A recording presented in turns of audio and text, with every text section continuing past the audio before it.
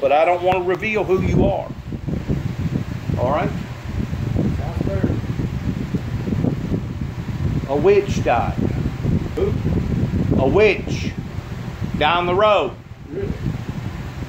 One of their gurus over there at the Wickets. What was the person's name?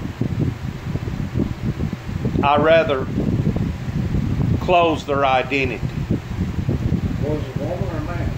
It was a female. That's a witch. But, you know, the Wiccans live within a quarter of a mile of my house, the way that the crow flies. And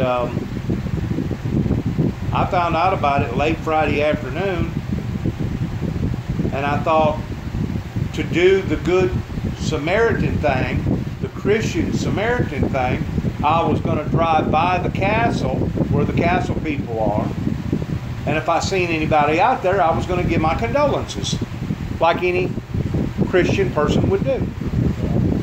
And I did. I drove by there, and sure enough, there were 7 or 8 of them out there talking, and the main warlock, which is a male witch, was standing out there by the driveway holding a little child's hand.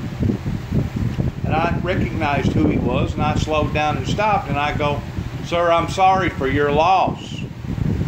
And at first, he didn't even look at me. He wanted to ignore me.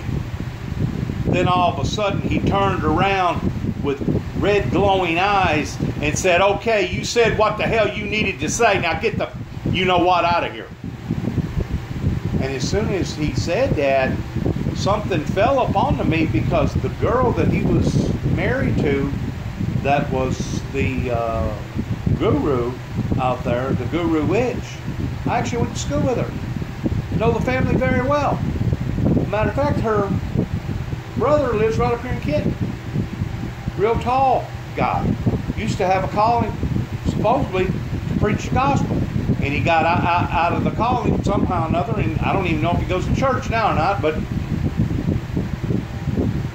I looked at him because, like I said, it wore on me the wrong way, and I go, "Sir, if the truth be known, I probably am closer to this family than you are."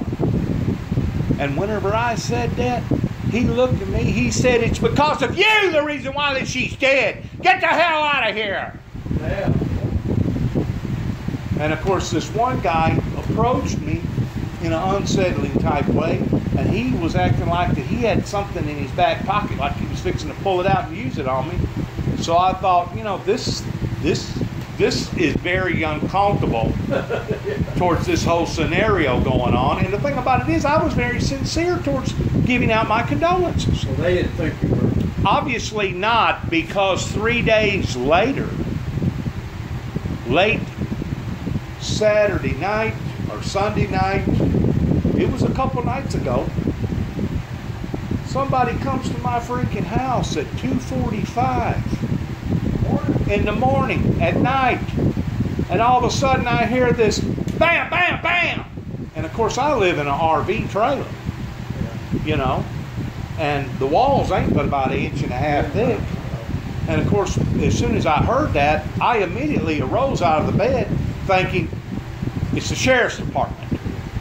Automatically. Automatically thought, it's the sheriff's department, it's a deputy. Right. They like to come early in the morning. But I went ahead and grabbed up a weapon, because, you know, they pulled my rights away from me towards me being able to obtain any type of firearm, since that ordeal happened with Ridgeway and stuff out there. So I got this long machete knife, about 2 foot long. And I'm standing there by the door, real quiet, just waiting. Sure enough, about 1.5 minutes went by. All of a sudden, bam, bam, bam! Almost knocked stuff off the wall. They was hitting so hard. All of a sudden, I screamed out, "Who is it? What do you want? Who is it?" And I jumped out the door real quick, and by that time, they took off, and there was an automobile waiting for them down the road, and they jumped into the vehicle and took off. Now, let me ask you a question. Anybody that's going to do something like that, they're up to no good. But at the same time, you got to always leave a room of error in somebody's life, such as, well, it could be an emergency. A house may be burning. Somebody may have had an accident. You know what I'm saying? So you don't want to just be rude and inconsiderate, but whenever you ask somebody for their name, who is it, and what do you want, and you get absolutely no response back, you should automatically know that, yeah, whoever this is, they're up to no good. Because if it would have been a deputy, he would have immediately said, this is Sergeant so-and-so from Wheaton County Sheriff's Department. We have something we need to discuss with you, Mr. Jackson. Right. He would have immediately spoke up. Right. But didn't no one speak up. So the fact of the matter is, the Wiccans have now got it in for me because one of their witches has died. Well, I've seen Donald Ridgway die. I've seen 2 or 3 others in the community that has died. You telling me about an individual over here, I ain't going to mention no names, that just got through recently dying.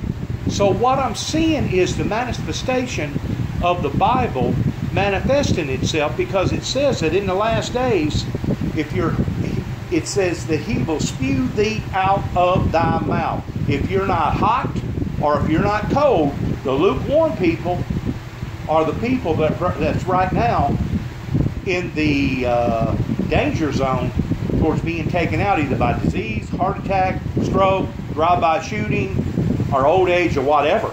Because whenever it talks about that God will eliminate the lukewarm people, you can mark it down, you can chisel the stone, he will do it. Okay? Now, another reason why I wanted to come over here and document this conversation, and I appreciate your attentiveness. I know that you didn't know what I was doing up on that peninsula up in Kentucky, land between the lakes, during the time that I spent so much time up there. But the fact of the matter is, TVA, Tennessee Valley Association, Congress, the federal Congress gave them a license whenever they was developing all that area on the Tennessee River, gave them a license to basically do whatever that they wanted to do to whoever that they wanted to do it to. And I couldn't tell you the amount of Native American burial sites that got flooded out up towards East Tennessee that to this day still nobody cares about.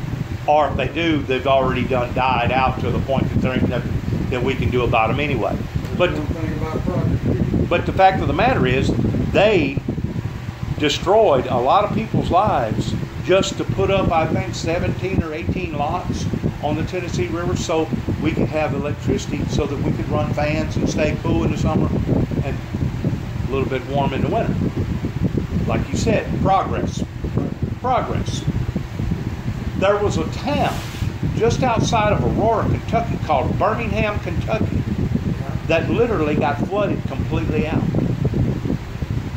Whenever TVA first started flooding that area in the late 30s, early 40s, it immediately shrunk the peninsula on both sides because you got Lake Cumberland River on one side, Tennessee River, Kentucky River on the other side.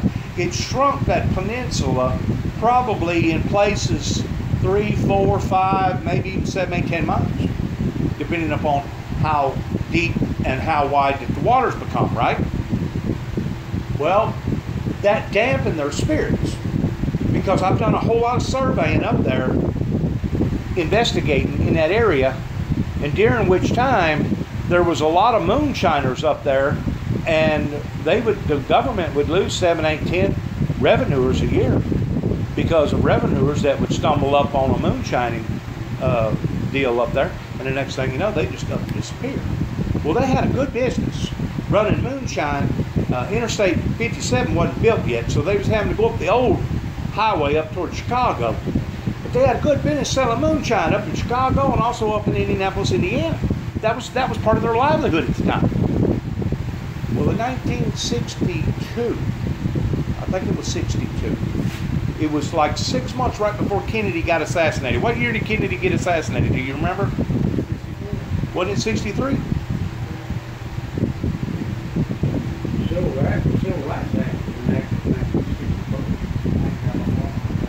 But what I'm saying is, Kennedy flew over that piece of property and wound up buying into a piece of property over there, pretty close to Grand Rivers, Kentucky, and declared all of it a total loss and turned it into a federal refuge.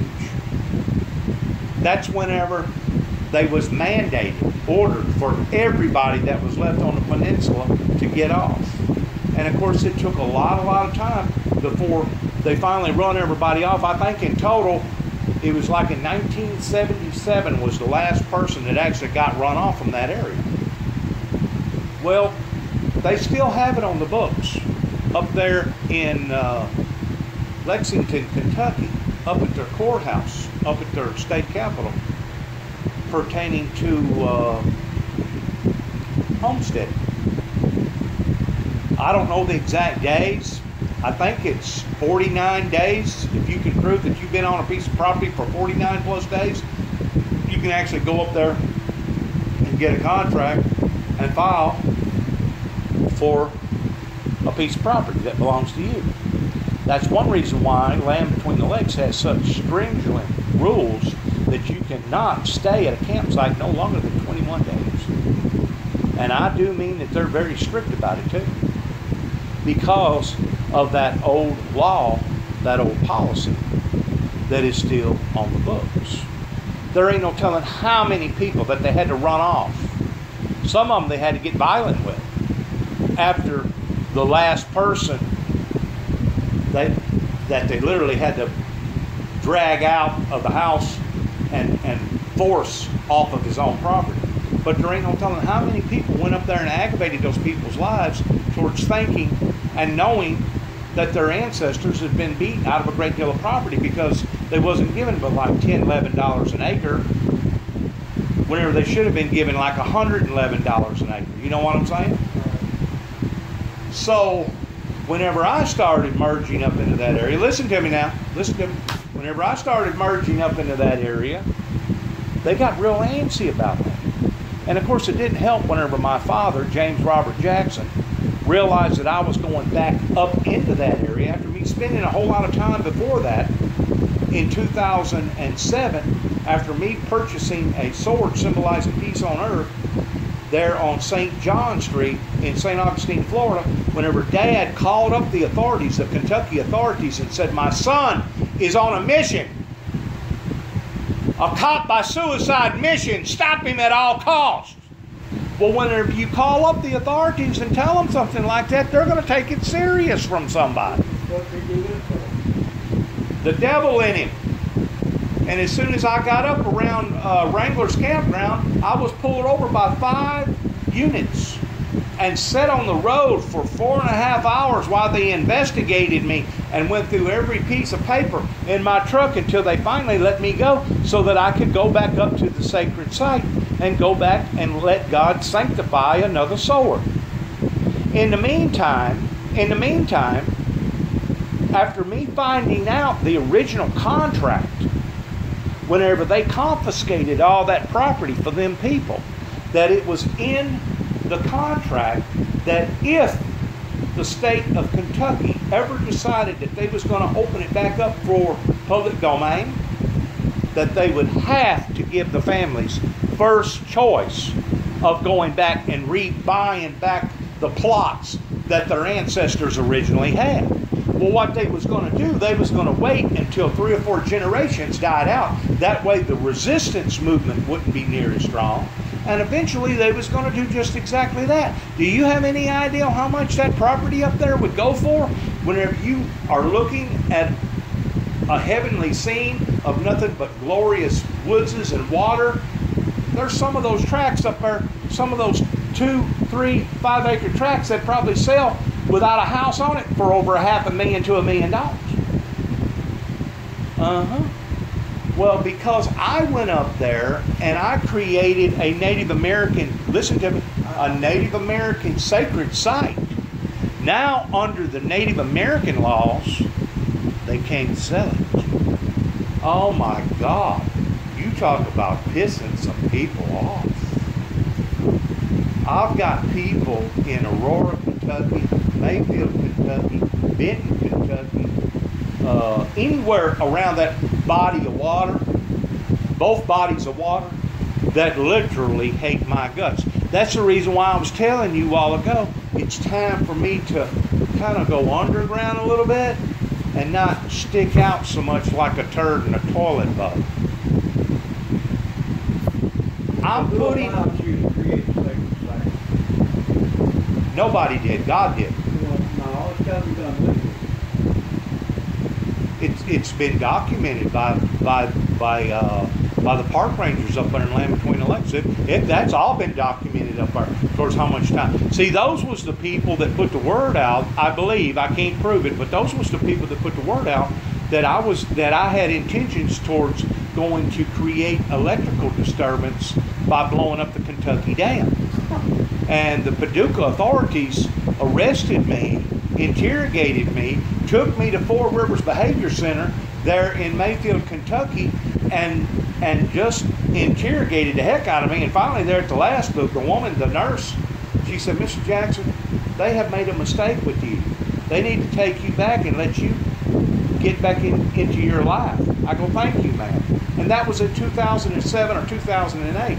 Well, in 2010, they nabbed me up again, and it costed me almost 6 months in MCC in downtown Chicago towards being studied like a laboratory rat, because I had went back up there doing some more fasting and some more praying. Well, that wasn't good enough, those two occurrences, okay? In the meantime, while I'm out in Oklahoma City, Oklahoma, fighting the court system over there over a lie that had been generated about me, towards me supposedly threatening a Lieutenant Barnes that was he's now a ex-U.S. Marshal. Whenever they put that bogey out on me towards me threatening that guy, they basically treated that like a federal case. And the thing about it is, it wasn't a federal case, number one. Number two, it was a lie. And number three, I got all the charges dismissed. Well, after I got all that in behind me in 2012, I made a telephone call back to Land Between the Lakes, and I told them in a polite way, non-threatening, "This is Dennis James Jackson. People are going to find out about my story.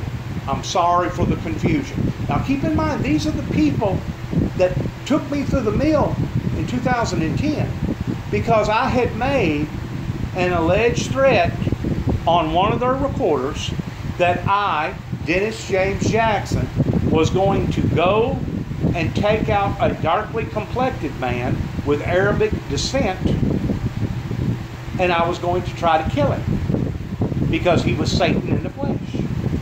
They approached me, listen to me, they approached me and said, "You can't do that. We can charge you with a Class E felony for threatening someone's life." Well, that immediately told me that they was trying to protect this Satan. The Satan that the Bible talks about that's going to come forth in biblical Bible prophecies. It just so happens I was smart enough that whenever I went to MCC in downtown Chicago, guess what kind of scorecard I come back? A+. I turned out to be a A+ student. Even the judge in Paducah, Kentucky, in a federal court system said, "Mr. Jackson, I have to commend you. You got along with the staff, you got along with everybody, you cooperated with everybody.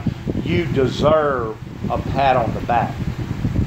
Okay? But that did not stop them from pursuing me, because whenever I made the first telephone call, after the case had been heard over in Oklahoma City, Oklahoma, which would have been in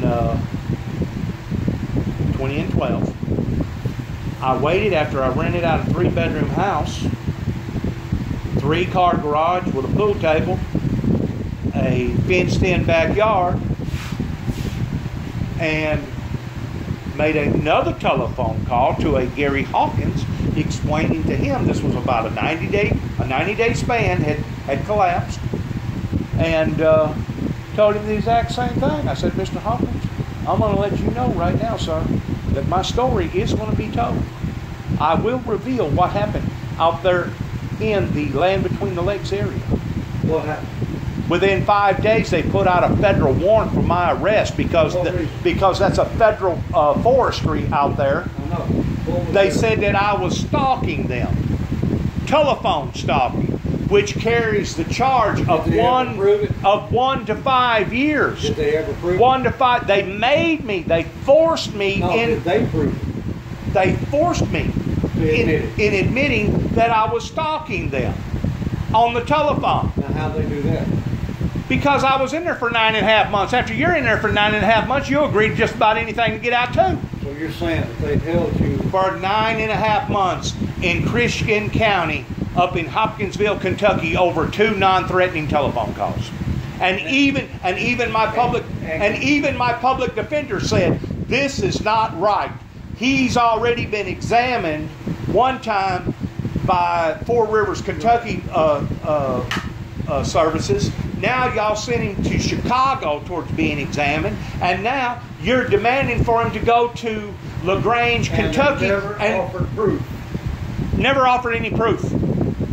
And both telephone calls was non-threatening. It had it in writing, each word that I said, and in the format that I said it in. And I had to plead guilty to that. Well, now, since my story is getting out, and it is getting out, believe it or not, it is getting out, it is going to cause friction in my life, even more so than me going down to Waco, Texas, and Oklahoma City, Oklahoma, and finding out the truth about that cover-up. I truly am a whistleblower. I blow the whistle on the American government towards a major cover-up that occurred in not only Mount Carmel, out towards Waco, pertaining to how the FBI was entrapping them people by selling them automatic assault rifles that they never should have sold them to begin with. The same type of guns that was being sold down at the Fast and Furious down there on the Rio Grande going into Mexico. But I also found out that there was a cover-up in Oklahoma City pertaining to the Ryder truck that supposedly had 3,000 pounds of ammonium nitrate. I have stepped off into some things that are serious. And because of it, people are starting to look at me with raised eyebrows, such as, Who are you? What's this guy's end game? Who are you? What's this guy's end game? Who are you? Yeah. And what are you trying to do? What am I trying to achieve? The only thing that I'm trying to achieve is peace and utopia upon to the earth that has already been selected to happen pertaining to biblical Bible prophecy. I didn't choose God the Father in this assignment. He chose me. He chose me. I didn't choose him. He chose me. You're the only one I know that went to the lion's den to live with Daniel. Well, son, I've been in the lion's den. And like I said, the other night, whenever that witch come to my, I don't know if it was a witch or a warlock, either one, but as I was going back into the house, I was in a hurriedly mood with that machete in my hand, and I wound up hitting a rug and slipping and falling, and I got a red mark right here on my belly. It's a wonder if I didn't wind up cutting myself. Yeah. Cutting myself towards trying to hurry up and get back into the trailer. So what I'm trying to say is, it's come time that it's become dangerous. It's become dangerous in my life to the point that I need to what did you call it? Huh? Disappear? No. Not necessarily disappear, but just kind of blend in. Keep a low profile. Keep a low profile. Stay under the radar. Stay under the radar. Keep a low profile and watch. Because they will be watching me. Well, Jewbee, I'm going to tell you right now, man. When you step on somebody's toes and they're the wrong toes, your life is fucked. Just like this boy told me one time. He said, I'm going to ruin you. Told me right to my face that he had the power to ruin you. And there's people out there that does. Yeah. That's just like Donald Trump is wanting to put out some sort of a contract on that whistleblower that blowed the whistle on him. Did you know that? He's wanting to put a bounty out. He's wanting to put a bounty out on that guy. Go ahead, boy. Won't do you no good. He said, why? I said, because I'm already ruined. I said, can't be no worse than what I am, man. Well, they have ruined me in a degree towards me getting a job and working for the public or going to work for the government because of all the corruption that has been lied to me about and lied on to me about a lot of just crazy talk that is, I mean, y'all keep up with a little bit of the internet towards Facebook and stuff like that. Wasn't you the one telling me about that you had a conversation with Donald Ridgway's daughter over there, and as soon as you started talking about the gun being taken from my brother David, and they took it, pointed it at his head, that she immediately cut off all conversation with you, and since then she ain't talked to you since? She never said anything to me but one time, and I told her, or whoever it was, I said, well, it's probably a matter of court record. Yes. You know, it's all been documented up there in Weakley County, I said that was either in the sheriff's department or in the courthouse. She or he did not want to elaborate anymore. Right. Because that was a jargon on Facebook. Sure. Just like the incident that happened to you with the guy in Waverly. Yeah. Remember that incident? I asked him about it. Yeah. And asked him, did you threaten him or anything? No, and all that stuff. But yet, no. It wound up causing a disturbance with the probation officer to the point that I thought that I was going to get nabbed back up for violation of probation. Did he create some kind of fear? No, I was just sitting and talking. I mean, what a better place to talk about a doomsday scenario, talking about it in a doomsday shop that sells doomsday supplies. Just like my wife said, Floyd, excuse me, that's not my real name. Anyway, Roger. Said, look here, you can't go around talking to anybody anymore because most of these people today have lost their fucking minds. They have. Including judges, including attorneys. You know, whenever you talk about people being on drugs, it's just not a certain sector of people that's done drugs. Right. It's all. Whenever I was going through the circuit up there in MCC in downtown Chicago, plus whenever I went through the circuit up there in LaGrange, Kentucky, whenever they wound up putting me on, what was it, some sort of a drug that caused enhancement, breast enhancement, I couldn't tell you the amount of professors. Ritalin. No, it wasn't Ritalin, something else. Professors, teachers, judges, attorneys. I couldn't tell you the amount of people that was in jail. And some of them wasn't in there no more than just 2 or 3 narcotics. 2 or 3 narcotic pills. And some of them was in there because they had the wrong stuff on their computer base. You take like a professor in school, and they examine what's on his computer, and if they find pedophile stuff on there, as far as children, he not only loses his job, he goes to jail. Well, like I told you, step on the wrong toes, wrong one, and you're fucked. So it kind of takes away. It kind of takes away from the freedom of speech as far as our First Amendment right then. Now, well, you have no rights. I have no rights. Nobody. The founders of this country, our forefathers, they put the Constitution in writing. There was people that died for that Constitution. That's right. And they die now because they don't have no fucking rights.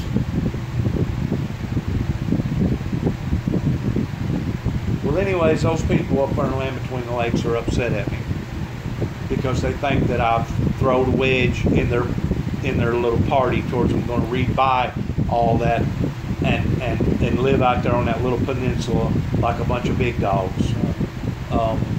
There's some people here in Weakley County, especially the Wiccans, that I've upset. So, you know, who was it? JFK that said you can please part of the people all the people part of the time, but you'll never please all the people all the time. I'm not trying to please the people. I'm trying to please my Heavenly Father. And if it means for me to sacrifice my very own life that I'm living here upon this planet, then so be it. What thou doest, let them doest it quickly. But they have tormented my life for the past 30 years since I've stepped out into the eyes of the public. They have tormented my life. Okay, what is the purpose of trying to bring the gospel to anybody? You're trying to lead them out of darkness into the light. Okay, what is their darkness? It could be multiple things. Right. Greed, selfishness, laziness, drugs, alcohol, sex. I mean, I could go on and on. I mean, there's probably 1,000 different things that can lead a person into devastation. You're trying to save their soul. get them to do what? Prevent from them going to hell. Just get them to dress up in a white fucking robe? No. Sit on their ass no. And clean their fingernails? No. Prevent their soul from going to hell. Because if they haven't never had a born again experience, they're going to hell. They're going to hell. And God has called me into that arena for me to help to orchestrate the Windmill Ministries missions. And people don't want it. They didn't want it 30 years ago, and I guess they don't want it today. As far as I'm concerned, these people out here, they wanted war. They wanted chaos. They wanted divorces. They wanted all this corruption. They wanted all this stuff going on towards us being almost $23 trillion in debt. They wanted this chaos. And what good's going to come out of it? Tribulation.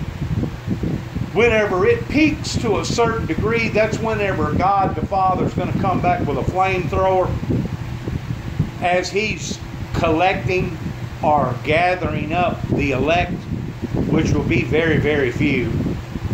But as He's gathering up from the four corners of the earth, according to the Bible, He's going to come back in flaming fire, taking vengeance upon them who know not God and upon them who obey not the gospel. And everything that has been built, structurally speaking, regardless whether it's commercial or residential, is going to be burnt down to the ground. And this occurrence is going to take place instantaneously, starting on one side of the earth and going all the way around to the other side of the earth. Now, in the meantime, do you think the firemen is going to be able to put out all them fires? No, they can't hardly put out one fire, much less hundreds of millions of fires. So where's all the smoke going to go? The smoke is going to rise into the atmosphere. And if the smoke rises into the atmosphere, what's going to happen to the sun? The sun's going to become darkened as sackcloth because the light will not be able to distribute into all the smoke. Well, what does it take to grow crops? Sunlight and water. And if you don't have sunlight, what's going to happen to all the crops? The crops are going to deteriorate, and they're not going to, the agriculture community is going to suffer. The agriculture community is going to suffer. And if the agriculture community suffers and people don't have beans and potatoes to eat, what are they going to be left to eat on during that tribulation period whenever the false prophet and the Antichrist shall reign? They're going to have each other to eat on. Okay. Cannibalism. I can show you crops growing in asphalt and producing beans by the tons. That's because of that GMO thing. Right. Whatever you call it. Once they don't have their access to those chemicals, crops will not grow. It's not just the chemicals. You got to have light. You got to have water and you got to have light. You can have water and all the light you want to, but you can't grow in ground and won't grow nothing. That's those GMO. That's those. They have what do they call that? Genetically modified. Yeah, genetically modified.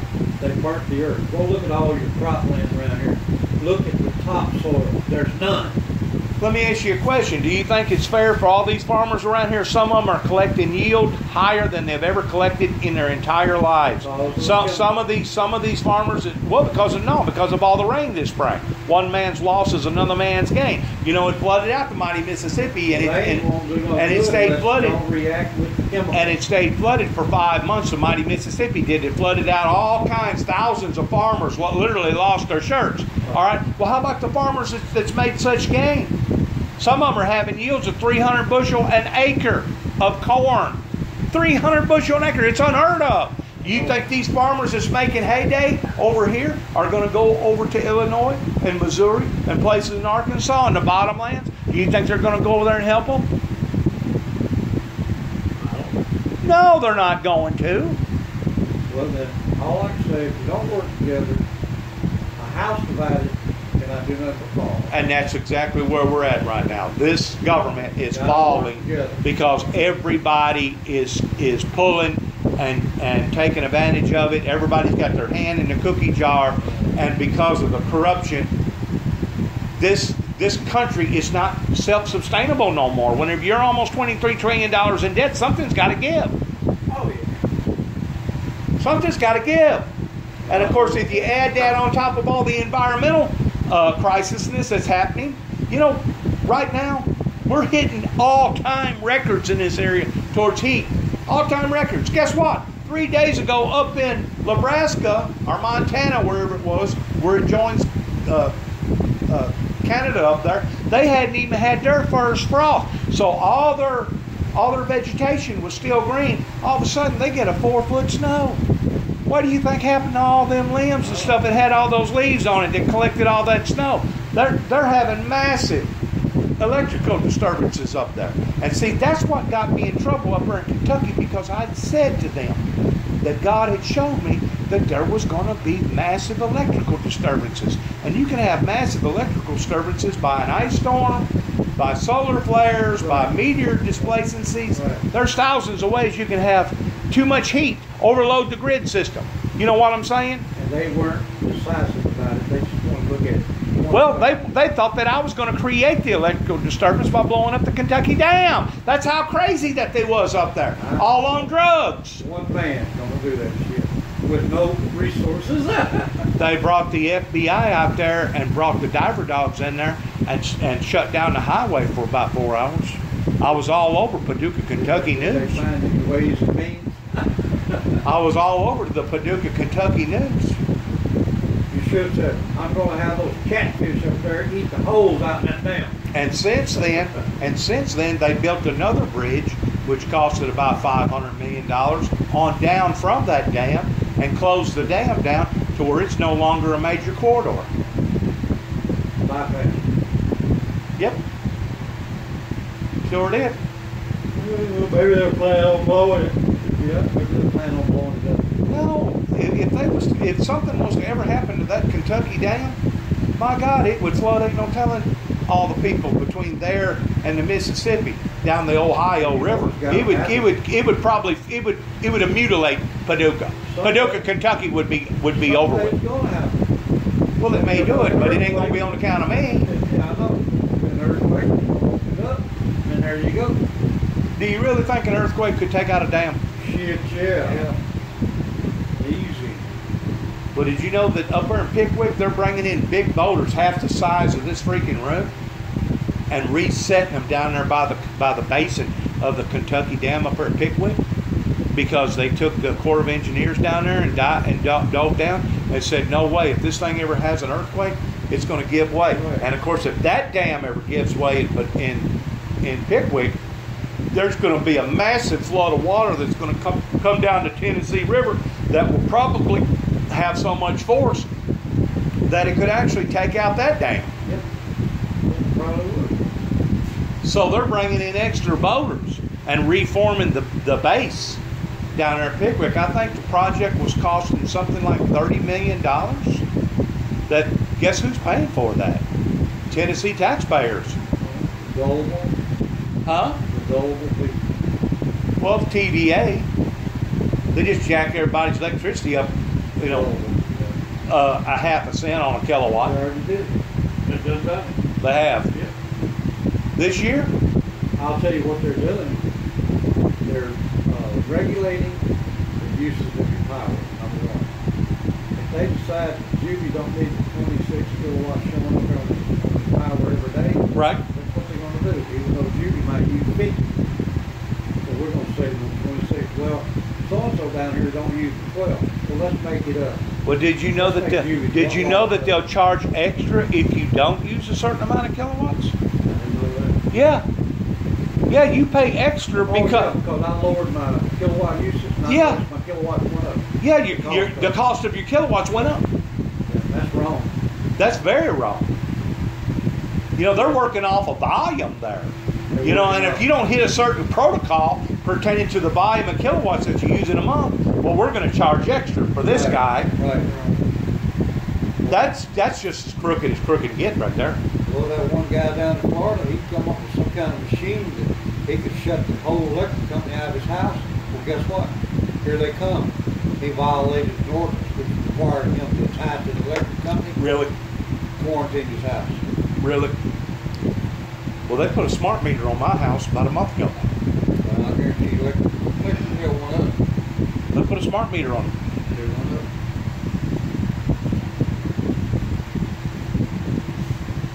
Is there anything you want to add pertaining to dabbling off into other people's business, other people's affairs, You know, I didn't realize I was going to make so many people mad whenever I went to Waco down there in Texas. I didn't realize I was going to make so many people upset whenever I dibble-dabbled in the problem that happened out at Oklahoma City, Oklahoma. I didn't realize that I was going to make so many people upset when it's setting a Native American sacred site in the center of about, what is it, 60,000 acres?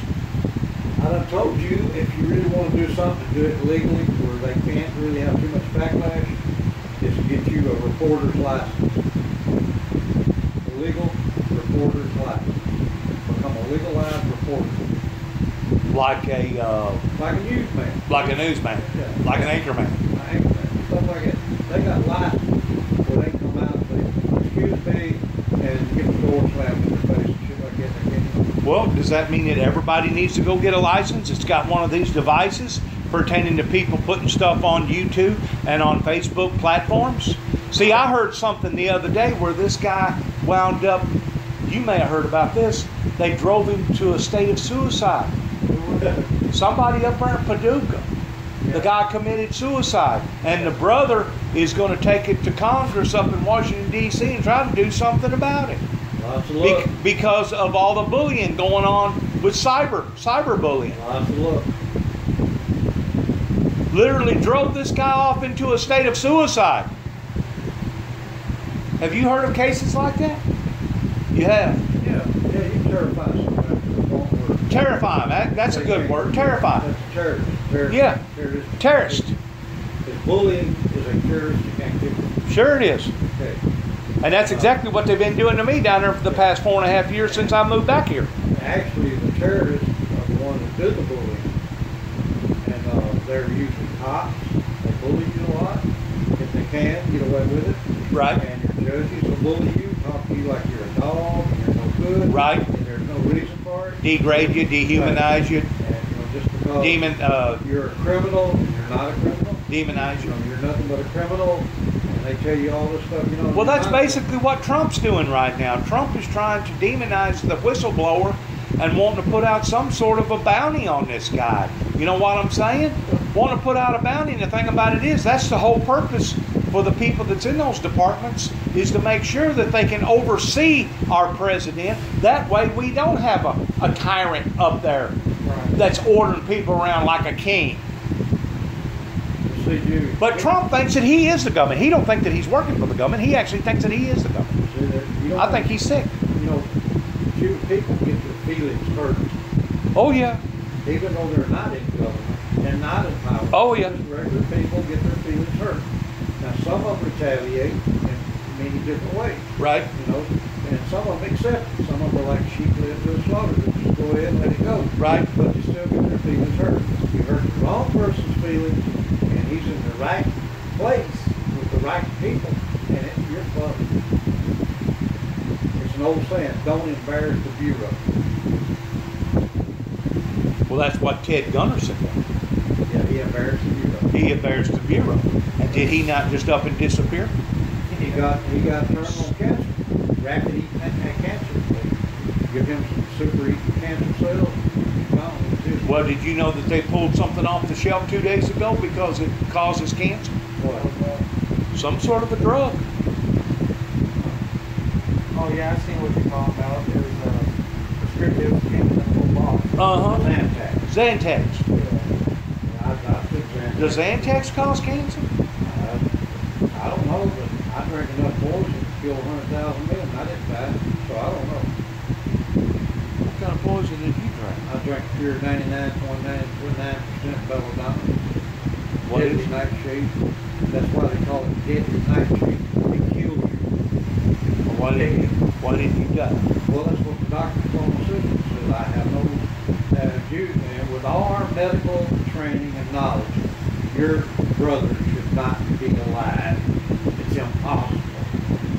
It's totally impossible. God had his hand on you. That's Sure, right. the Lord loves me, and I love the Lord. I know. And every day of my life, every day, all day long, I pray. I do too. I stay in constant prayer. Now I'll get off and get into stuff I shouldn't. That's because I got a wandering That's fine. that's the sinful nature of us. Yeah, that's Apostle Paul how the body can get you Yeah. wandering off. Yeah, The spirit is not really willing to do it, but the body is pulling you, tugging at you. Right. And then, the flesh. Right, because by and large we are. So we have to recoup ourselves. Listen, I got a pizza ordered. I got to go pick it up Where? in Kent. But I got to go. It's something important. I see ya. It is.